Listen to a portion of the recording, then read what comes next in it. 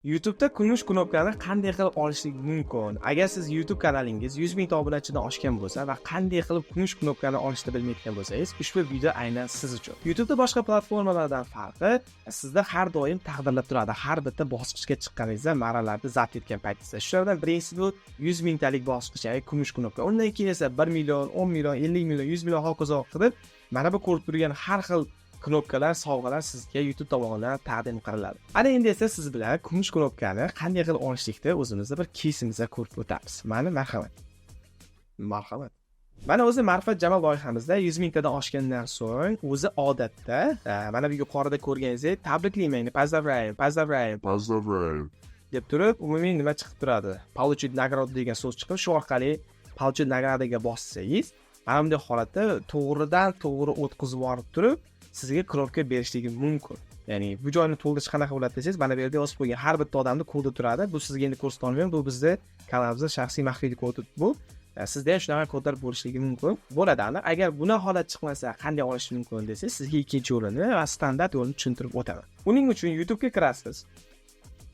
YouTube ga kirganingizdan so'ng o'zingizning kanalingiz nomidan kirib turib, bu yerda spravka degan bo'limi bo'ladi. Spravka bo'limini bossangiz, bu yerda so'rov qismiga biz nagrada ya'ni o'zbek tiliga tarjima qilganda sovg'alar degan so'zni kiritishimiz kerak bo'ladi. Spravka bo'limiga o'tamizda poisk spravkaga kirib turib, nagrada для авторов, o programmingda nagrada для авторов degan bo'limga bitta kirsak, mana bunday joy ochiladi. Bu yerda siz qanday o'zi qabul qilishingiz mumkin, hokazo haqidagi videolar ham o'qishingiz mumkin. Va bunga to'xtalib o'tiramiz va yerda получить nagrada для авторов degan joyini bossak, mana bu qismga o'tkazib oladi. Bu yerda hech narsani o'zgartirmaysiz. Shunchaki continue qilib turib, davom ettirib, keyingi bo'limga o'tib ketaverasiz.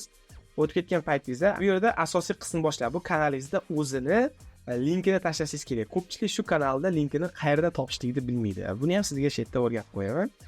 Uning uchun siz o'zingiz YouTube kanalingizga kirasiz. YouTube ga kirganimizdan so'ng mana akkauntlardan mana bu yerda o'ziga bossak, avto turgan joyga bu yerda kanal пользователя Ma'rifat Jamol degan yozuv chiqib turibdi. Biz Ma'rifat Jamolni YouTube kanallarni o'zini Gmail orqali kirmaganligimiz uchun, ya'ni bizga do'stlik berilgan Gmail orqali kirganligimiz uchun shunaqa ko'rishda bo'lib turibdi. Agar siz o'zingizning kanalingizda o'zini Gmaildan kiradigan bo'lsangiz ham, kanal nima degan adashmasam yozuv chiqadi. Shuni ustiga bosasiz, ikkalasi ham bitta joyda. Bosgan vaqtingizda yuqorida chiqadigan URL bo'ladi sizda. Biz boshqa Gmailda kirganimiz uchun Ma'rifat Jamolda o'zini qanday qilib YouTube'da post qiladigan silkamiz, ya'ni linkimiz chiqyapti. U yerda o'zingizning kanalingiz nomidan kiritadigan bo'lsangiz, butunlay boshqacha chiqadi. Ana endi siz bu joyga o'sha kanalni URLni kiritasiz. Undan so'ng davom etadigan bo'lsak, URL umumiy qanaqa bo'lishi kerakligini bu yerda ko'rsatyapti. Yoki URL yoki ID'ni menga ko'rsat deyapti. Kanalda o'zi YouTube studiosiga kirgan paytingizda настройка kanala degan bo'lim bor. Настройка kanaliga kirganingizdan so'ng esa pastda kanalda o'zini URL bo'ladi. Основной соединениyaga kiradigan bo'lsangiz, mana URL kanal bo'ladi. Mana shu joyda adashtirib qo'ymang. Siz agar o'zingizning Gmailingizdan kiradigan bo'lsangiz, bu ishda harakatlar kerak yo'q. Boyagi joyda o'zida bosganingizda yo'q, sizga shu URL beriladi. Siz qo'shimcha akkauntdan kiradigan bo'lsangiz, bizga o'xshab turib do'stlik bergan akkauntdan kiradigan bo'lsangiz, ayni YouTube studiyadan kirib URL kanali degan joyda bu narsani tortib olib, undan keyin boyagi bo'limga o'tib turib, ayni shu joyda kiritasiz. Ana endi yoqib o'tdik, URLda copy paste qilib qo'ydik. Ana endi kumush knopkani bemalol qabul qilishingiz mumkin deyapti. Qabul qilishdan oldin esa siz mana bu yerda yozilgan kodni kopirab qo'yish kerak. Bu kanalda o'zini sog'liq qabul qilish uchun maxsus beriladigan kod. Biz o'zimizga ko'rsata olmaymiz. Sizda xarob ko'rinib turibdi. Sizda o'zingiz kanalingizda ko'rinadi. Uni kopirab qilib turib, Ready My Word degan bo'limni bosasiz. Undan so'ng esa boya yuqorida ko'rsatgan mana bu bo'limimiz ochilib keladi, xuddi shunday. Bu bo'limni oson o'tishlikning yo'li bu aytgandek, birinchi kanalda tepasiga udinni kelib turgan bo'lsa, ya'ni bildirishlar kelib turib, shunaqa yozuv holatda turgan bo'lsa, men ko'rsatayotganimdek ishingiz oson bitadi. Agar bunday holat bo'lmasa, sizga ikkinchi yo'lini ko'rsatib qo'yib tushuntiryapman. Ana endi yoqqa kirib turib, bu yerga shunchaki copy paste deganimizdan keyin reading wordni bossak, undan keyingi sahifa ochiladi. Va asosiy ishlar yana biri shu joyda davom etadi. YouTube channel name deyapti. YouTube kanalingizda nomini kiriting deyapti. Bu yerda siz birga bir to'g'ri kiritishingiz kerak. Bo'lmasa bitta harfni noto'g'ri yozib qo'yadigan bo'lsangiz ham sizga butunlay boshqa knopka kelib qoladi. O'sha uchun biz nima qilamiz? Kanalga o'zga o'tamizda aynan yozgan kanalni nomini copy qilib turib shu joyga paste qilamiz.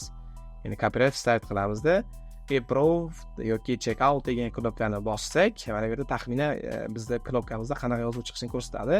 Mana yana bir marta tasdiqlagin deb so'rayapti, approve deb uni bosamiz. Biz yerda internet davom etamiz. Mana endi Creator Awards bo'yicha yangi sahifa ochiladi. Bu yoqda siz har bitta manzilni to'liq kirgishingiz kerak bo'ladi. O'shaning uchun bu sizda hozir qarashda ko'rinadi. Bu shaxsiy ma'lumotlar biz o'zimizga kiritib chiqamiz. Bu yerga birinchisiga shu kanalda o'zini Gmail'ini kiritishingiz kerak bo'ladi. Undan so'ng esa biz ikkalasiga ham bitta Gmail yozamiz. Chunki bizda Gmailda deyarli xabarlar o'tib ketmaydi. Undan keyin country bo'limi bor. Countryda siz o'zingizning davlatingizni yozasiz. Men O'zbekistonni yozdim. Men o'zimning ismimni qabul qilib oluvchi shaxs yozasiz bu yerda. O'zingiz yozasiz, pasportingizni. Menga o'xshab ikkitasini borlar. Alohida yozib o'tirish shart emas. Keyin kompaniyangiz bo'lsa, kompaniyangizni yozasiz. Bizda o'zimizda YouTube xizmatlarini qilib beradigan YouTube kompaniyamiz bor. O'shaning uchun biz YouTube kompaniyamizni yozamiz. Agar sizga ham bu bo'yicha yordam kerak bo'lsa, bemalol bizga murojaat qilishingiz mumkin. YouTube'ga aloqador har qanday masalada jamoamiz bilan qo'limizdan kelgancha sizlarga yordam beramiz. Undan keyin siz street address degan bo'limlari bor. Ko'chalar nomlarini to'liq yozishingiz kerak. Toshkent shahar. Meniki misol uchun turadigan tumani, men Chilonzorligi va mabodo sizlarga xabar kerak bo'lsa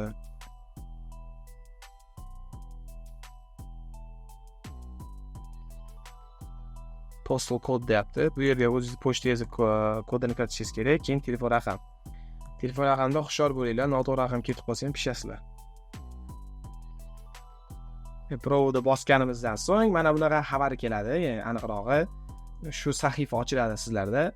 Order summary, ya'ni umuman bu narsani berish uchun sizga umuman pul to'lamasligingiz kerak. YouTube o'zi 0 vaqt qo'ygan. Agar sizga qanaqa to'lovlar chiqadigan bo'lsa, ehtiyot bo'ling. Bu narsaga siz to'lov qilish shart emas. Place orderda bossangiz, yana bir marta so'raydi. Tasdiqlaganingizdan so'ng oxirida mana bu yozuv chiqsa, demak siz haqiqatdan YouTube'ga so'rov yuborgan bo'lasiz. Mana thank you for shu joyda boshqa aytamiz. Thank you for your order degan so'z chiqqandan keyin bilingki, siz bo'ldi muvaffaqiyatli tarzda knopkani jo'natdingiz. Ana endi bu knopkani kelishini kutamiz. Knopka kelgungacha 2 kundan 14 kungacha vaqt olishligi mumkin. Video davomini esa biz qo'limizga knopkani olganimizdan so'ng sizga taqdim etamiz. Mana bizga ikkita mijozimizga YouTube'dan knopkalar kelgan. Xudo xolasa hozir asli video olmoqchimiz bitta. Shu paytgacha hech olmagan ekanmiz. Doim knopka kelgan, shunchaki klientlarga beraverganmiz. Video rasmiga tushib olaylik. YouTube'dan sizga knopka kelgan vaqtda ichida nimalar bo'ladi? Mana bir kichik qandaydir taklifnomaga o'xshagan narsa. Undan tashqari YouTube knopka haqida qisqacha ma'lumotlar va sizni YouTube'ni SEO'si tabriklagan qanaqadir tabriknoma va hokazolar. YouTube knopkaga zarar yetmasligi uchun bunaqa latta-puttalardan berib yuboradi va ana aynib qolmasligi uchunmi bilmayman, YouTube knopkani hidlanib qolmasligi uchunmi bunaqa narsani qo'shib qo'ygan va hammasidan muhimi YouTube knopka. Agar siz ham shunday knopkalarni olib YouTube'da faoliyat yuritaman demoqchi bo'lsangiz, bizga obuna bo'lib qo'ying, bepul darslarimizni kuzatib boring. Zo'r-zo'r kontentlar sizni kutib turibdi. Videoni ham YouTube'ga o'tkazib yuborishni unutmang.